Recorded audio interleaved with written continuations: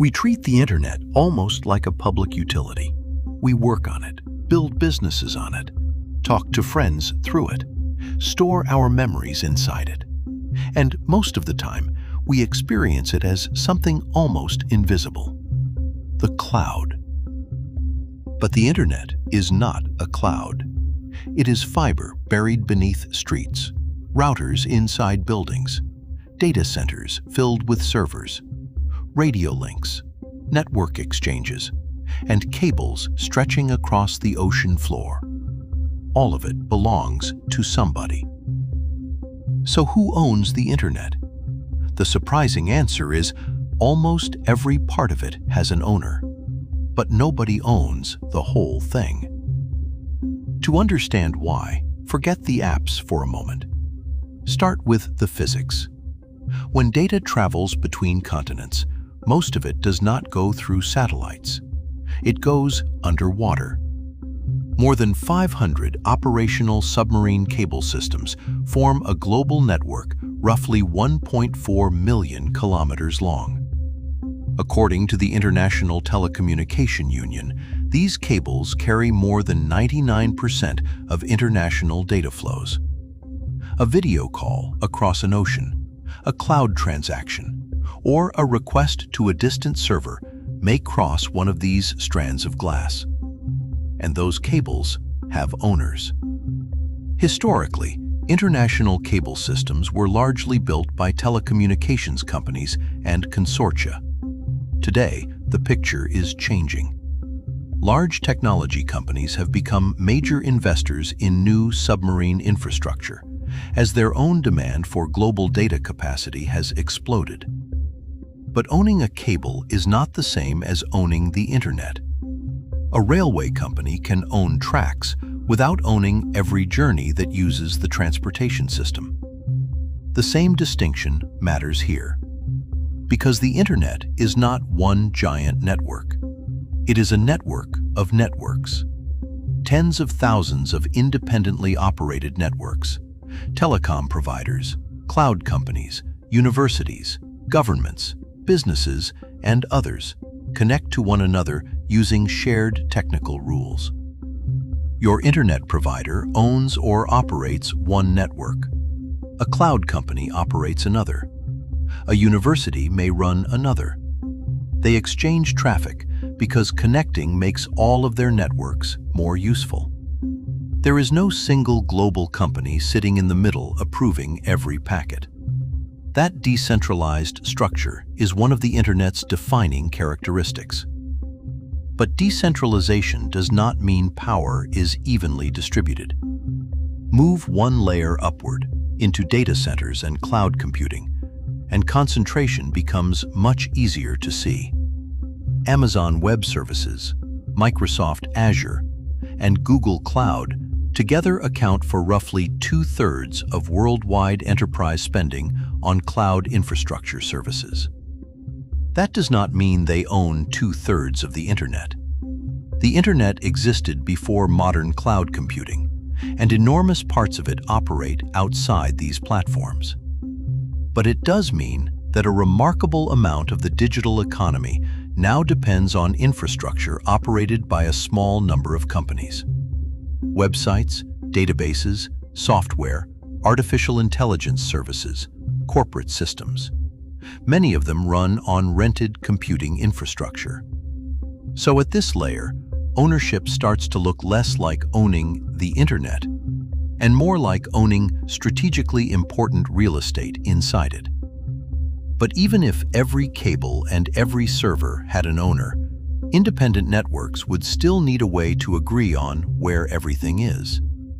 That brings us to the internet's address system. Humans prefer names like youtube.com. Networks ultimately need numerical addresses and other unique identifiers.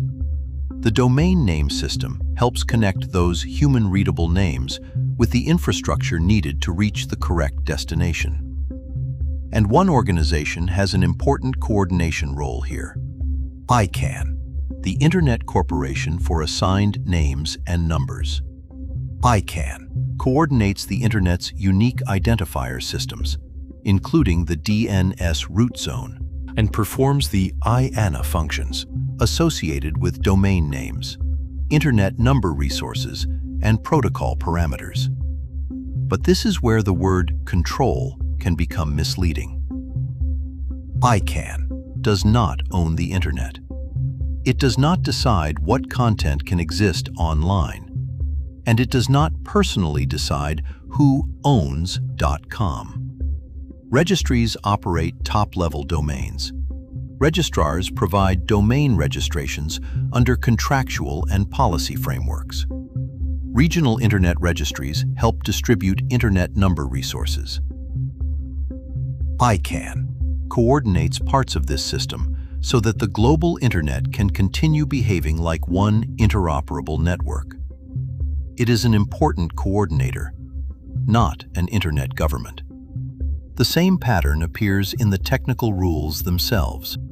Organizations such as the Internet Engineering Task Force develop many of the standards that allow independent networks and devices to communicate.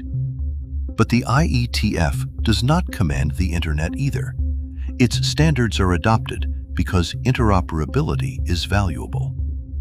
Independent actors follow common rules because without common rules, their networks stop working together.